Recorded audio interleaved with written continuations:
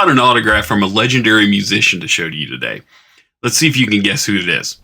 He sold over 30 million records during the 1970s alone. He starred in a hit movie opposite comedian George Burns, and despite being forever linked to the Rocky Mountains, he was actually born in Roswell, New Mexico.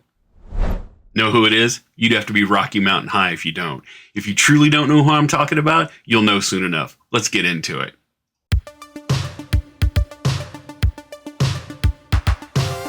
Greetings and salutations. I'm PopCultureKen, and welcome to the second episode in my Story Behind the Signature series.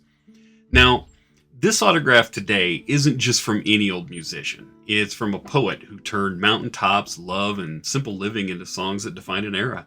His voice could fill an entire stadium and make it still feel like he was singing just to you. I'm talking, of course, about John Denver. Born Henry John Deutschendorf Jr., say that 3 times fast, Denver became one of the most recognizable and beloved voices of the 1970s. He wrote and sang about what really mattered to him and countless others: love and peace and nature and just the simple beauty of home. Hits like Take Me Home, Country Roads, Annie's Song, and Leaving on a Jet Plane weren't just songs. They were life philosophies set to music. I'm pretty sure the first time I heard a John Denver song was playing cards with my mom in our kitchen growing up.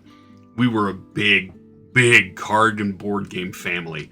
There was a radio station in the Kansas City area at that time called KMBR, and its format was light, easygoing favorites. They served up a steady diet of Helen Reddy and Neil Diamond and the Carpenters, and the station was the soundtrack to every family card game I ever played, and naturally John Denver was in the mix. My mother loved John Denver's music, so anytime he would come on, she would say, "Oh, that's John Denver." And sorry, Mom, I'm using that voice for you, but if she's looking down on me, I swear I know that's not how you sound, but hey, for the sake of the story, that's how you sound in this. I'm in for it. Anyway, even my elementary music teacher would serenade us by playing John Denver songs on her piano, and shout out to Mrs. Macris, the most incredible music teacher a kid could ever hope for. But I was hearing his music at home, at school, and then the next thing I know, I'm seeing him everywhere on TV. He's on The Muppet Show. He's on his own variety programs that I'd watch with my folks, and then I saw him on the big screens as he starred alongside George Burns in the movie Oh God. So because of this, he was permanently etched into the foundation of my childhood. And since he is someone I admire, I wanted to get my hands on his autograph. I didn't manage to get it until numerous years after he had passed, which was in 1997 at the age of 53. I acquired it from a fellow collector, and upon getting it, I felt like I was reconnecting with an old friend. And I remember listening to his music while I just stared at his signature with a gigantic goofy grin on my face.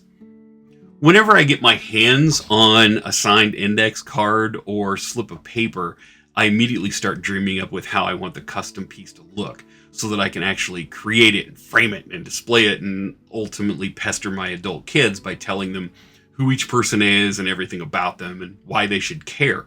As a collector, it's a lot of fun to share one's treasures with others, but as a parent, I personally love it whenever one of my kids surprises me by pointing out someone or something I've taught them about through my collections. I guarantee that 2 of my 3 daughters could be in a store, hear a John Denver song, and say, "Oh, that's John Denver."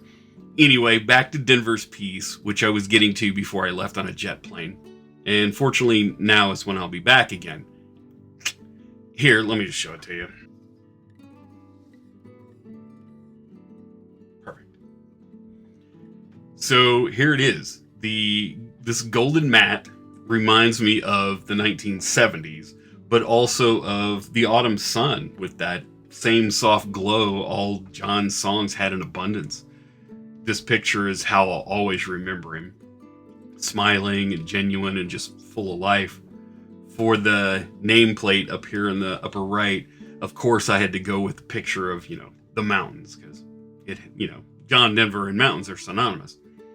And then there's the signature. It's just beautifully simple. It's his name with one word above it, peace.